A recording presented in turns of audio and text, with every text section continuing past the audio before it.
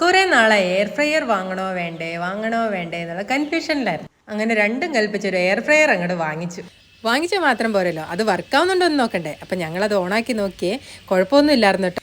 പിന്നെ ഇനിയിപ്പോൾ ഇതിൽ എന്തുണ്ടാക്കും എന്നുള്ള കൺഫ്യൂഷനിലായിരുന്നു. പിള്ളേർക്കാണെങ്കിൽ ഫ്രഞ്ച് ഫ്രൈസ് ഉണ്ടാക്കി കൊടുക്കാൻ പറഞ്ഞ് ഭയങ്കര ബഹളം. എന്നാൽ പിന്നെ ഫ്രഞ്ച് ഫ്രൈസ് ഉണ്ടാക്കി നമ്മുടെ എയർ ഫ്രയർ അങ്ങ് ഉദ്ഘാടനം ചെയ്യാമെന്ന് വിചാരിച്ചു. കുറച്ച് പൊട്ടാറ്റോസ് എടുത്തിട്ട് അതിൻ്റെ തൊലി കളഞ്ഞിട്ട് ഫ്രഞ്ച് ഫ്രൈസിൻ്റെ ഷേപ്പിൽ നീളത്തിലങ്ങ് കട്ട് ചെയ്തെടുത്തു.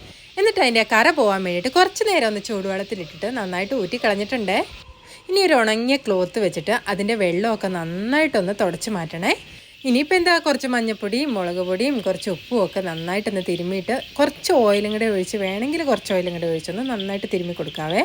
ഇനിയിപ്പോൾ ഇത് എയർ ഫ്രയറിനകത്തോട്ട് വെച്ച് കൊടുത്തിട്ട് അതിൻ്റെ അകത്ത് ഫ്രഞ്ച് ഫ്രൈസിൻ്റെ ബട്ടൺ ഉണ്ടാവും കേട്ടോ. ആ ബട്ടൺ അങ്ങ് ക്ലിക്ക് ചെയ്തിട്ട് സ്റ്റാർട്ട് എന്നുള്ള ബട്ടൺ അങ്ങ് ഞെക്കി കൊടുത്താൽ നമ്മുടെ സംഭവം റെഡിയായി കിട്ടും. ഇതിൻ്റെ അകത്ത് കുക്ക് ചെയ്യുമ്പോൾ ഉണ്ടല്ലോ, നമുക്ക് ഓയിലിൻ്റെ ഒട്ടും ആവശ്യം വരുന്നില്ല കേട്ടോ. ഓയിൽ ഇല്ലാണ്ട് തന്നെ നമുക്ക് എന്ത് വേണമെങ്കിലും കുക്ക് ചെയ്തെടുക്കാവേ.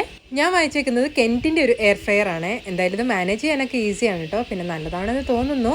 എന്തായാലും നമുക്ക് യൂസ് ചെയ്യുമ്പോഴല്ലേ നല്ലതാണോ അല്ലേന്ന് അറിയാൻ പറ്റുള്ളൂ. അതുകൊണ്ട് ഞാനിനി മുമ്പോട്ടുള്ള അപ്ഡേറ്റ്സൊക്കെ ഞാൻ ഇടുന്നതായിരിക്കും. ഇതിൻ്റെ അകത്ത് പാചകം ചെയ്യുന്നതൊക്കെ ഞാൻ ഇടാവേ.